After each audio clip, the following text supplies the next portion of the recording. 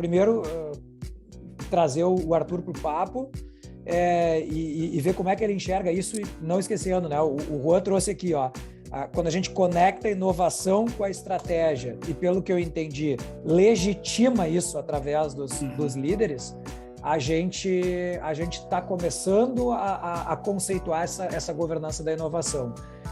Qual é o teu conceito, Arthur? Como é que tu enxerga a governança da inovação? Primeiro, assim, achei muito legal o que o Juan falou, porque eu enxergo de uma forma muito parecida.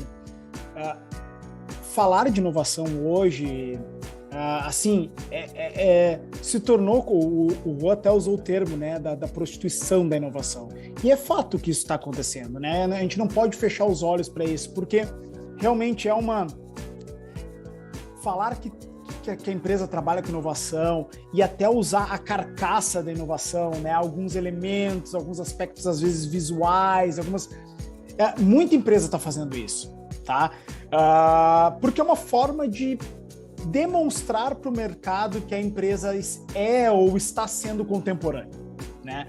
E é um fato, assim, realmente, se a gente começa a transitar pelo mercado por N empresas, a gente vai ver que está sendo feito isso.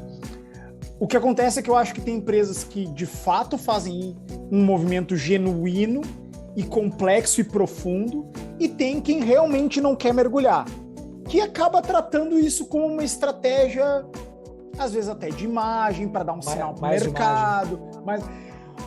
E infelizmente, assim, eu acho que o Rô trouxe vários pontos importantes. Eu concordo quando ele traz a questão que realmente o nosso Estado podia ter andado mais rápido, podia ter encarado com mais seriedade esse tema. Eu acho que agora a ficha caiu, sabe? Eu acho que realmente tem pessoas olhando sério para isso, mas concordo muito que isso demorou. Eu acho que a gente teve até...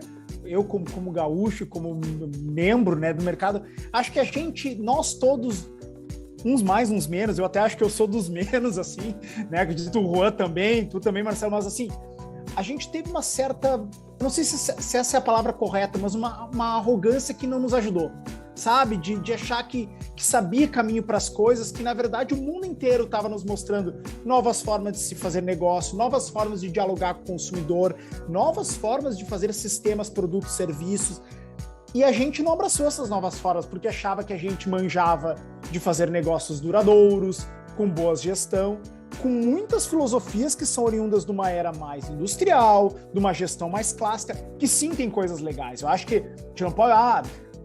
todo método de gestão clássico não vale. Não, ele tem coisas interessantes.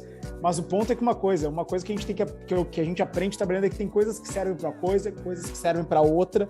E a gente tem que, primeiro ponto, se tornar vulnerável para testar coisas diferentes. A gente vive num estado que sim, durante muito tempo teve muito medo de errar, empresas que têm medo de errar de verdade, às vezes com cultura, e aí entrando até um pouco no tema de governança, né, com uma cultura empresarial e organizacional do erro sendo visto como punição e não como ferramenta de aprendizagem, né, então aquela coisa assim, e aí acaba tendo aquela coisa assim de muita gente procurando se defender, muita gente procurando, às vezes até estratégia. Sabe aquela coisa que às vezes tu vê na política, tu vê um pouco dentro das empresas também, né? E infelizmente eu acho que a gente ficou durante muito tempo nessas modelagens de gestão.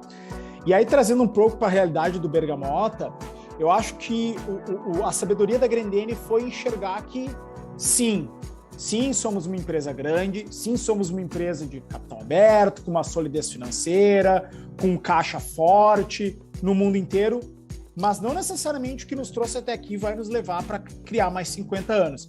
E eu realmente quero inovar. Aí, o que acontece? Né? E entrando mais na questão de governança, né? O Rô trouxe um ponto que eu achei muito interessante quando ele falou na analogia com o vírus, né? Porque eu concordo, a inovação, ela começa de uma forma na organização, né? E ela vai se espalhando. E ela vai se espalhando de uma forma, às vezes, muito sincera, porque as pessoas que estão levantando essa bandeira começam a utilizar metodologias diferentes, formas para resolver os problemas diferentes, e isso começa a chamar a atenção, às vezes, de outras pessoas da organização que querem também trabalhar nesse formato.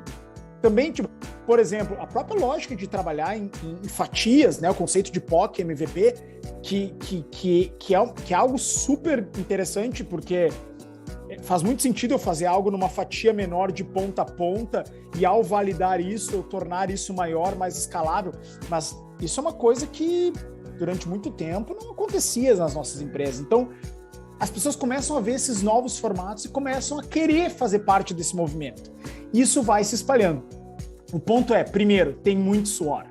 A gente está aqui há 1 ano e meio no Bergamotta e assim, a gente vive testando metodologia diferente, vários tipos de projetos. Tem projetos que a gente vai para um conceito mais de inovação aberta, outros a gente trabalha um pouco mais hands-on, assim.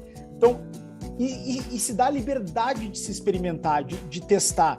E um ponto que o Rô falou é que sim, existe sim. Eu acho que não é o caso da Grendene, porque a Grendene eu acho que conseguiu conscientizar muito bem o seu corpo executivo do quanto era importante dar esse passo com a inovação, onde o Bergamotta é um dos principais pilares.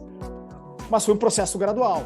Então começou, por exemplo, quando se desenhou o projeto de inovação na Grendene, né, que foi um movimento do Paulinho, né, o Paulinho Pedó, ele foi diretor da Melissa durante vários anos, ele teve uma questão de saúde, e ao retornar para a empresa, ele recebeu esse desafio, cara, um desafio bem assim, cara, que realmente era andar, aquela coisa de meio que de andar 5 anos em 2, porque realmente era isso, a empresa precisava acelerar, precisava encarar isso como ela nunca encarou, e aí se criou o DCG, que é a área que internalizou todo o e-commerce da Grendene, para tornar a empresa mais direct consumer. Os e-commerce eram todos terceirizados, então a empresa internalizou esses e-commerces, né? Isso tem ganhos de business aí, ganhos até de margem, mas tem ganhos gigantes de dados e a gente passou a compreender melhor o consumidor, o que antes a gente tinha muitos steps até chegar no consumidor, então a gente aproximou, a gente reduziu a cadeia, né, que foi muito importante. E imagino que se tornaram mais proprietários também